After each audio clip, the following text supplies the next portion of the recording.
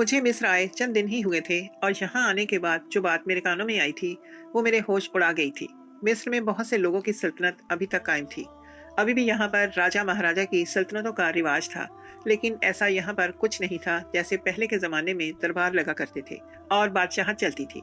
लेकिन आज भी यहाँ पर बादशाह के खानदानों से ताल्लुक रखने वाले मिस्री शहजादे मौजूद थे। इनका रहन सहन, इनकी दौलत, इनकी औरतें, इनकी कनीजें, इनकी मुलाजमाएं, सब कुछ पहले के बादशाहों जैसा ही था। इस जदीद दौर में बस इनका तर्ज जिंदगी बदल गया था, बाकी हर चीज विरासत में मिली हुई थी। मैं यहाँ पर पाकिस्तान से नौकरी के लिए आया था, लेकिन यहाँ आने के बाद जो नौकरी मुझे दी गई थी वो मुझे हैरान कर गई थी। मेरे 14 तबक रोशन हो गए थे जब मुझे इस नौकरी की ऑफर की गई थी। मैं देखने में बहुत हसीन मर्द था, इस वजह से मुझे फौरन ही इस नौकरी के लिए तलब कर लिया गया था। मैं जगह जगह नौकरी की तलाश में घूम रहा था कि अचानक ही मुझे एक आदमी मिला और इसने मुझे सामने से नौकरी करने की ऑफर कर दी। मैं हैरान रह गया कि ये आदमी मुझे एकदम से ऐसे कैसे नौकरी की ऑफर कर सकता है। मैं इस ऑफर को रद्द नहीं कर पाया और इसके साथ ही चल पड़ा। वो आदमी मुझसे मेरे बारे में पूछता जा रहा था कि मैं कहाँ से आया हूँ, मैं क्या करता हूँ, मैंने कहाँ तक तालीम हासिल की हुई है। मैं यही समझा कि कोई ऑफिस वर्क का काम होगा या फिर किसी मुलाजमत पर मुझे रखा जाएगा, लेकिन मैं नहीं जानता था कि मैं किसी महल के अंदर जा रहा हूँ जहाँ पर बादशाह, वजीर, शहजादे और शहजादियाँ होंगी। मैं बिल्कुल खामोशी के साथ एक बहुत हसीन जगह पर आ गया था। मिस्र में ऐसी जगह भी मौजूद हैं, मैंने तसव्वुर में भी नहीं सोचा था। मैं आंखें फाड़े चारों जानब निगाहें घुमाकर देख रहा था। वो महल देखने में बहुत हसीन था। मैं इस आदमी के साथ साथ कदम ब कदम चलता हुआ अंदर दाखिल हो गया था। सामने ही बहुत खूबसूरत से कालीन बिछे हुए थे और एक हसीन मंजर पेश कर रहे थे। इस हसीन मंजर में मैं डूबता ही जा रहा था। वो आदमी मुझे लेकर एक मखसूस कमरे में आ गया था। वो कमरा भी अपनी मिसाल आप था। उसने मुझे वहां पर थोड़ी देर बैठने के लिए कहा और कमरे से चला गया, जबकि मैं चारों जानब निगाहें घुमाकर इस कमरे की खूबसूरती में ही खो गया था।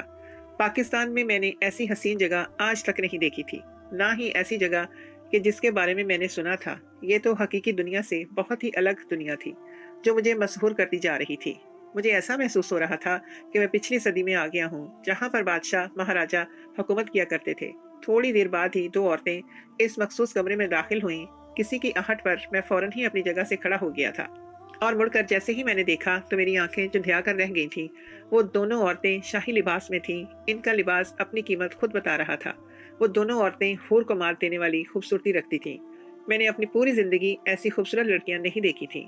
इन दोनों लड़कियों में से एक लड़की बिल्कुल मेरे सामने आकर खड़ी हो गई और मुझे ऊपर से नीचे तक देखने लगी। मेरा दिल यकदम ही खौफ से लरस कर रह गया कि ना जाने मैं कहाँ पर आ गया हूँ। वो लड़की मुझसे मेरा नाम पूछने लगी। मैंने खुद को मजबूत किया और एतमाद से इस औरत को जवाब देने लगा कि मेरा नाम फराज अहमद है। मैं पाकिस्तान से नौकरी के लिए आया हूँ। आपके एक बंदे ने मुझे रास्ते में नौकरी की ऑफर की थी, जिसकी वजह से मैं इसके साथ यहाँ दौड़ा चला आया, क्योंकि मुझे नौकरी की अशद ज़रूरत है और मैं आपको यकीन दिलाता हूँ कि मैं आपको शिकायत का कोई भी मौका नहीं दूंगा। मेरी बात सुनकर वो लड़की कहने लगी, तुम्हें हमारे मुलाजिम ने नौकरी क्योंकि मुझे नौकरी की अशद ज़रूरत है और मैं आपको यकीन दिलाता हूँ कि मैं आपको शिकायत का कोई भी मौका नहीं दूंगा। मेरी बात सुनकर वो लड़की कहने लगी कि तुम्हें हमारे मुलाजिम ने नौकरी की नौयत समझा दी है। इस लड़की का लहजा बहुत कड़क था। मैं पल के लिए दोबारा सहम गया और सर नफी में हिलाने लगा। नहीं मैम, वो सिर्फ मुझे यहाँ छोड़कर जा चुके हैं। उन्होंने मुझे कोई भी नौकरी की नौयत नहीं बताई है। मैंने फौरन ही इनकी नफी कर दी। उन्होंने एक बार फिर सर अस्बात में हिलाया और दोनों वहां से चली गईं। ना जाने यहाँ पर मुझे किस नौकरी पर रखा जा रहा था। यही चीजें सोचकर मेरे औसान खता होने के दर पर आ गए थे। अब मैं यहाँ से निकलना चाहता था क्योंकि मुझे अजीब अजीब से ख्यालात जहन में आ रहे थे। थोड़ी देर बाद मुझे वही मुलाजिम अपने साथ एक और जगह ले गया। मैं इसको बताना चाहता था कि मैं तुम्हारे साथ नौकरी नहीं करना चाहता हूँ, लेकिन इसने मेरी कोई बात नहीं सुनी और मुझे अपने साथ यहाँ के शहजादे के पास ले गया। मिस्र के इस शहजादे के बारे में मैंने सुन रखा था, लेकिन आज अपनी आंखों से देखकर मुझे खुद की किस्मत पर यकदम ही रश्क सा आ गया था कि अचानक ही मेरे सामने सोने का कटोरा रख दिया गया था। मैं खामोशी से इस मिस्री शहजादे के सामने खड़ा हुआ था। मैं कभी आंखें उठाकर इसकी तरफ देख लेता था और कभी खौफ के मारे नजरें झुका लेता था कि कहीं इसे बुरा ही ना लग जाए। वो मुझे देखते हुए कहने लगा, हमारी शहजादी ने तुम्हें देखा है और वो तुम्हें पसंद कर चुकी है। तुम्हें यहाँ पर मुलाजमत के लिए रखा जाता है। तुम्हारा मुआवजा तुम्हारी सोच से बढ़कर तुम्हें मिलेगा। लेकिन अगर कुछ कोई मुझे शिकायत मेरी शहजादी की जानब से मिली तो यकीन मानो मैं तुम्हारा सर धड़ से जुदा करने में चंद सेकंड लगाऊंगा। वो शहजादा जिस अंदाज में मुझे देखकर बोला था, एक अजीब से डर की कैफियत मेरे पूरे जिस्म में सरायत कर गई थी। लेकिन इसके बावजूद भी मैं खामोशी रहा। मैं जानता था कि अगर शाही खानदान में मुझे मुलाजमत मिल जाती है तो इसका मुआवजा मेरी सोच से भी बढ़कर होगा। इसीलिए मैंने तहैया कर लिया था कि मैं यहीं पर नौकरी करूंगा। अब अगर किस्मत ने मुझे एक मौका दिया ही था तो मैं इस मौके को ऐसे ही नहीं गंवाऊंगा और इन्हें शिकायत का कोई मौका नहीं आने दूंगा। मुलाजिम ने मुझे सारी बातें समझा दी थी कि मुझे किस वक्त यहाँ पर आना है और मेरी वापसी किस वक्त यहाँ से हो जाएगी। मैं खुशी खुशी इस महल से बाहर आ गया था और जहाँ मैं ठहरा हुआ था वहाँ चला गया था। घर पहुँचते ही मैंने अपनी माँ और बहनों को इत्तला दे दी थी कि मुझे यहाँ पर नौकरी मिल गई है।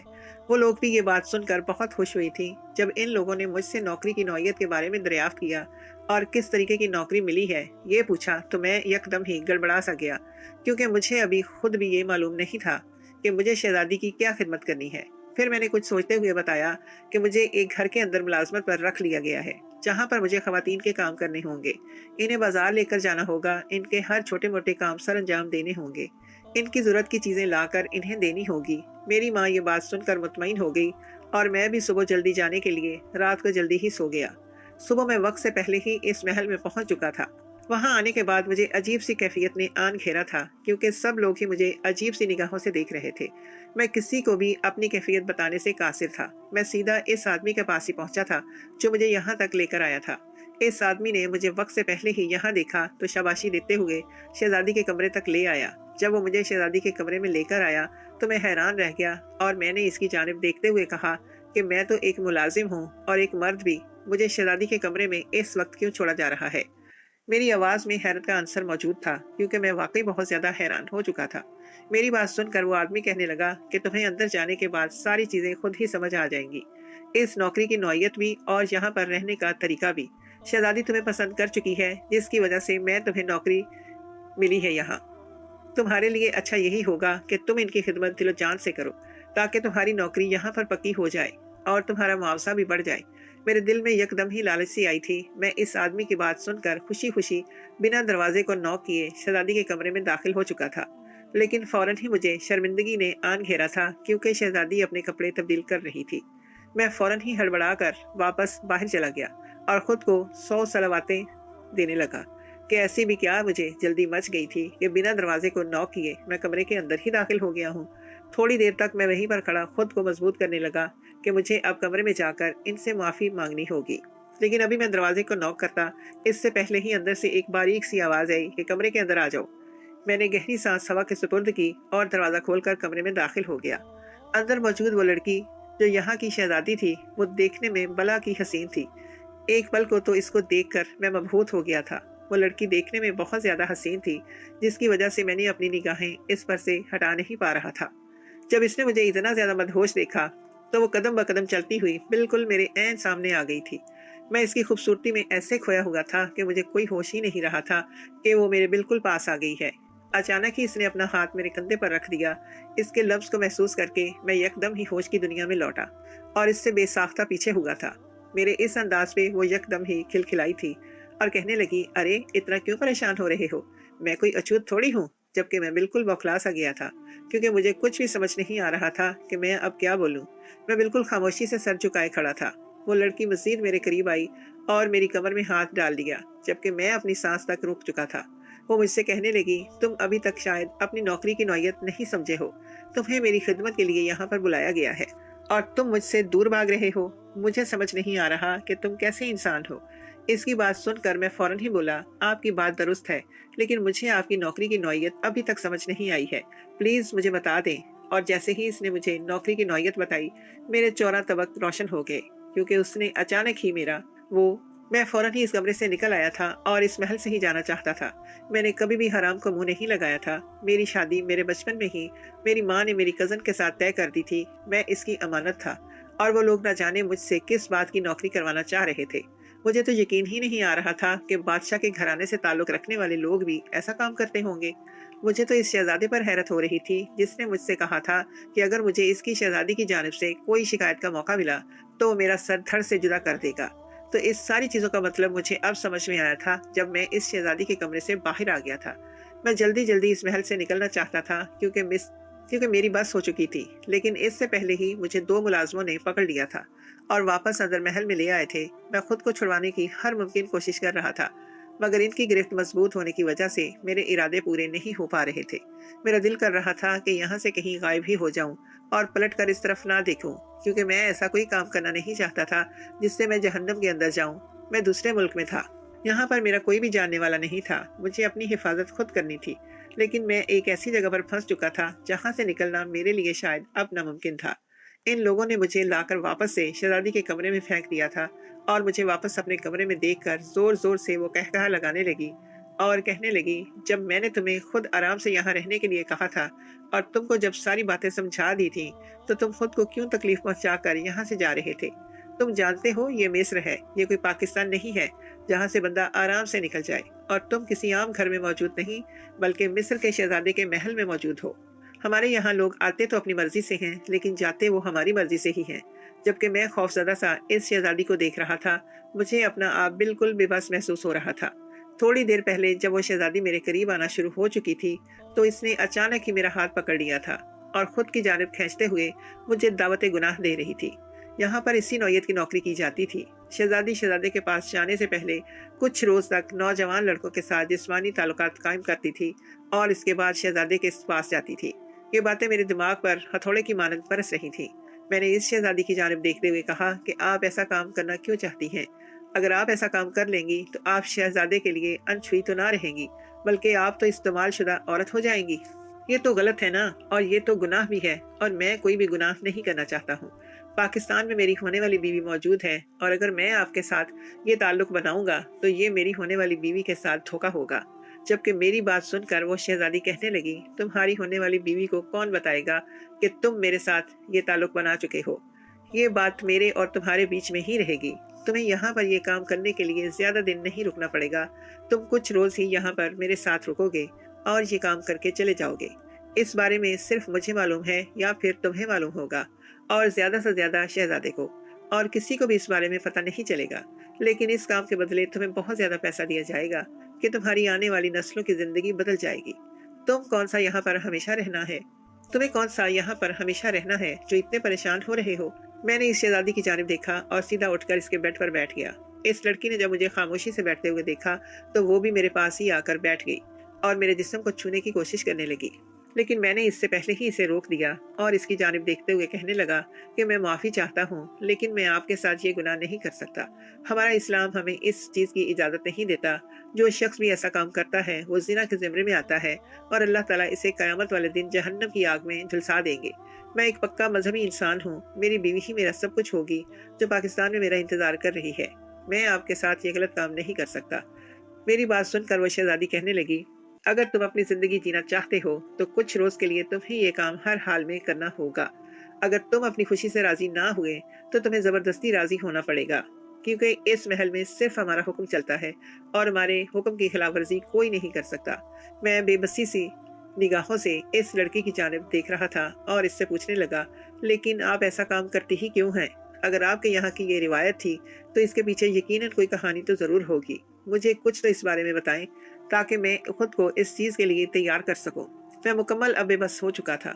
वाकई अगर मैं इस चीज़ के लिए रजामंद नहीं होता तो ये लड़की मुझे ख़त्म कर देती या वो शहजादा मुझे यहाँ से जिंदा ही ना निकलने देता। ये सब चीज़ें सोचकर मैंने हार मानते हुए इस लड़की की जानिब देखते हुए ये सवाल पूछा था। लड़की ने गहरा सांस हवा के सुपुर्द किया और कहने लगी, कोई भी इंसान अपनी खुशी से ऐसा काम नहीं कर सकता है। तुम ठीक कह रहे हो। मैं भी जानती हूँ कि जो लोग ये काम करते हैं ये सब कुछ ज़िना के ज़िम्मे में आता है और ऐसे लोगों की माफ़ी नहीं होती है। लेकिन ये बरसों से रीत चली आ रही है। शहजादे के पास जाने से पहले हमें किसी गैर मर्द के साथ कुछ रातें बसर करनी होती हैं। इस वजह से ही मैं तुम्हारे साथ एक रात गुजारना चाहती हूँ, क्योंकि यही हमारे यहाँ की रीत है। पहले के लोग भी यही करते थे। इसी शाही खानदान को एक औरत ने बरसों पहले एक बद्दुआ दी थी कि जो भी अनछुई शहजादी इस सल्तनत के शहजादे से शादी करेगी वो शहजादा शादी की पहली रात ही मर जाएगा। पहले के लोगों ने इस बात को इतना ज्यादा सीरियस नहीं लिया था और इस औरत की बद्दुआ करामत साबित हुई थी, और जो भी अनछुई शहजादी से शहजादा शादी करता वो शहजादा पहली रात ही मर जाता था। जिस इंसान ने तुम्हें मेरे पास भेजा है वो मेरा सब कुछ है। मैं और वो एक दूसरे से बेइंतहा मोहब्बत करते हैं। हम लोग किसी भी नौजवान पर अचानक से भरोसा नहीं कर लेते।